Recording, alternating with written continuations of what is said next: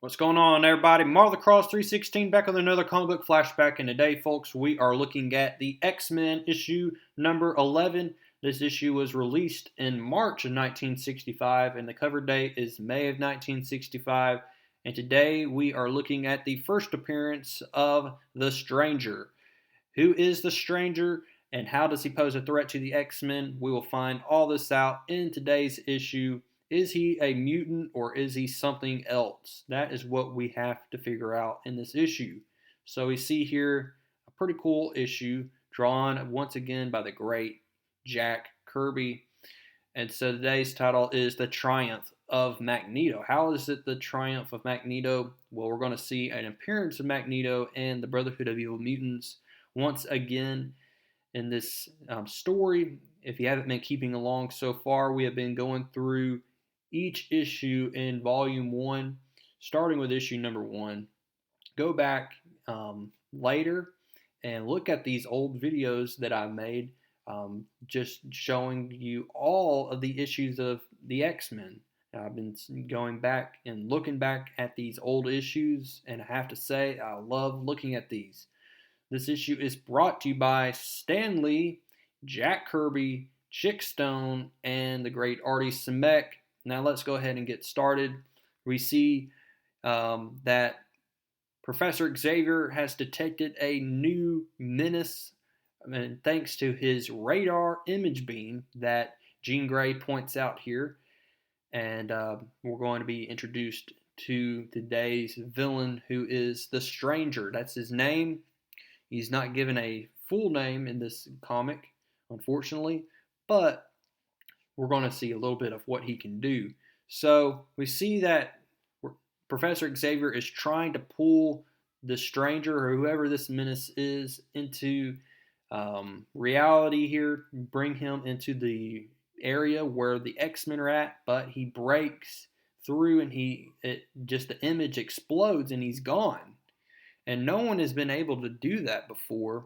Professor Xavier definitely knows that the X-Men are dealing with something that they've never dealt with before. Someone that, quite frankly, is more powerful than Magneto. And that's saying something, y'all. And so that is what the X-Men are going to have to deal with here. They're going to be fighting, or they might be fighting, somebody that is just as strong as Magneto.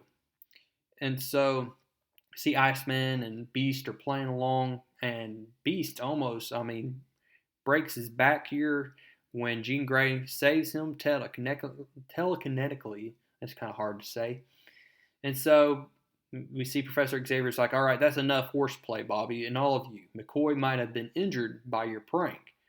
I'll ask you to conserve your talents and energies for more important work, and that important work is finding this person before Magneto does. And this is where we are introduced to the Stranger. He's renting this room, and this woman's saying, hey, fork over the moolah, the dough, the cabbage, Jack. He said, oh, you mean the rent? He said, well, now, aren't you the bright boy? He said, forgive me. And then he just reaches inside his sports coat and gives her this big wad of money, and more than money than what is needed and what's required. And you can see the shock on her face. And then we're going to see a feat that no other human has been able to do, and that is, we see the Stranger starts to walk on air. He's walking on thin air here, and he captures the attention of everybody around him. They're like, how is he doing this? And then he walks through a wall. So he's being lured right into the presence of Magneto and his Brotherhood of Evil Mutants.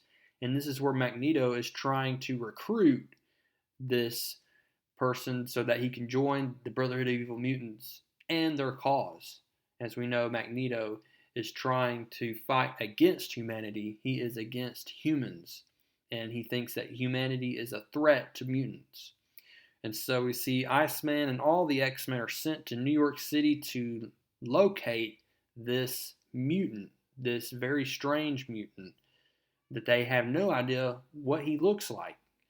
Finally, Cyclops gets a word here from a couple of officers. He overhears them saying that someone was walking on air, so he knows that this person they're looking for has been around.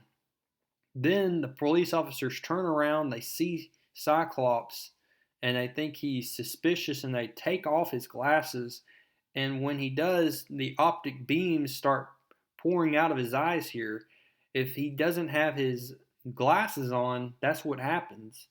And so they realize that this is, in fact, a mutant Cyclops. And so they made a big mistake. Beast comes in for the save, saves Cyclops from getting arrested from the cops. They go down this ice slide here thanks to Iceman. And we are going to see here that Cyclops is going to relay what he has found out about the whereabouts of the mutant they're looking for. Meanwhile, we see the Stranger is now being confronted by Magneto and the Brotherhood of Evil Mutants. Magneto tries to showcase some of his power to the Stranger. And even we see here Mastermind uses some of his illusions here to showcase his mutant powers. And we see the Stranger says, all right, that's enough. I'm tired of them showing what they can do. Let me show them what I can do. And then he just lets go of some of his power here. And some of that power strikes and turns Mastermind into a solid block of matter. So heavy that he breaks through the ground here, crashing through the ground, crashes through this one ground, and he is basically a human statue. We see this person is saying, help, police, something came crashing down from the ceiling, going through the very floor, help, before they all killed.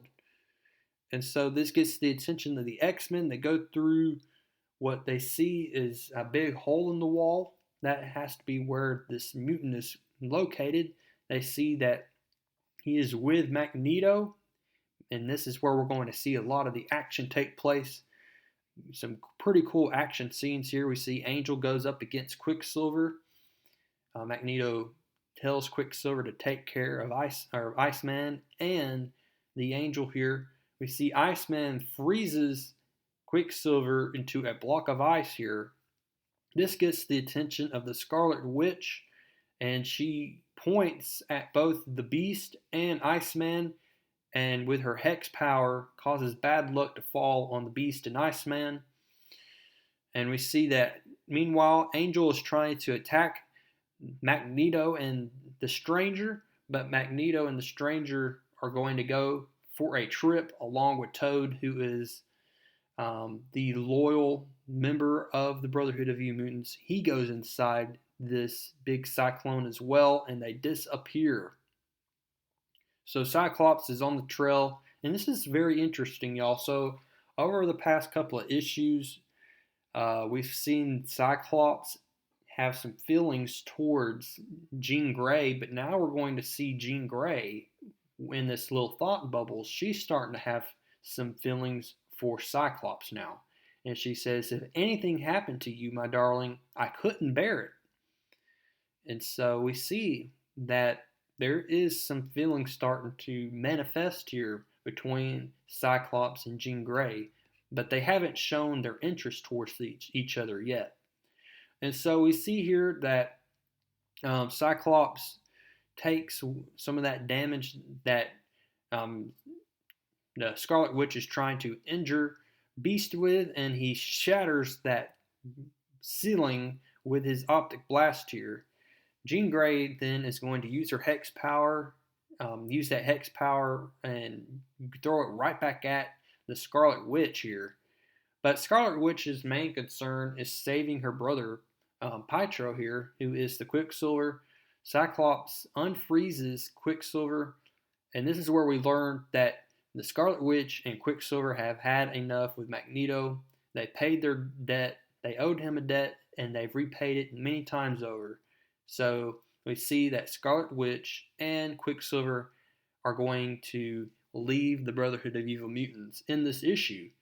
And Cyclops tries to recruit both the Scarlet Witch and Quicksilver. Scarlet Witch is, intrigued about it, but we see that they are not going to join the team. They've had enough with the conflicts between the mutants, and they're going to return back to their country in Europe.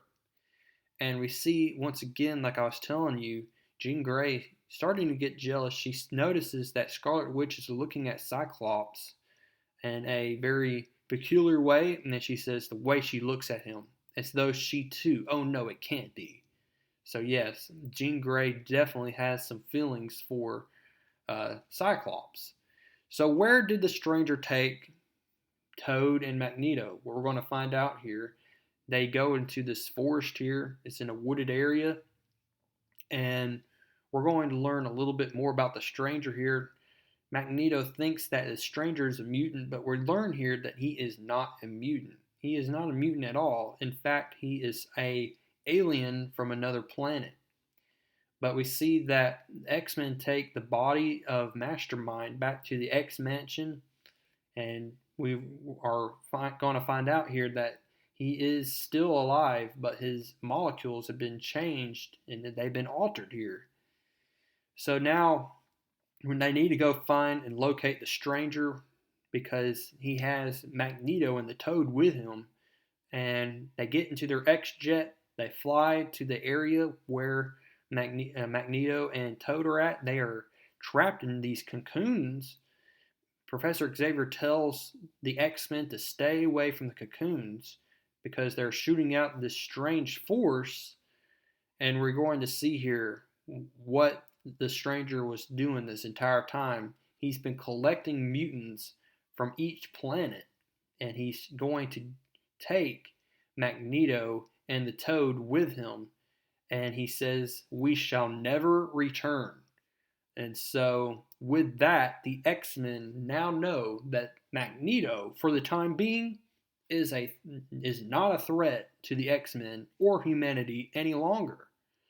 And so the X-Men need to now leave the premises as the police show up on the scene, and they return to the X-Mansion, where we're going to find out that Magneto and Mastermind, Toad, all of the Brotherhood of Evil Mutants are no longer a threat because Magneto has been pretty much abducted by the Stranger.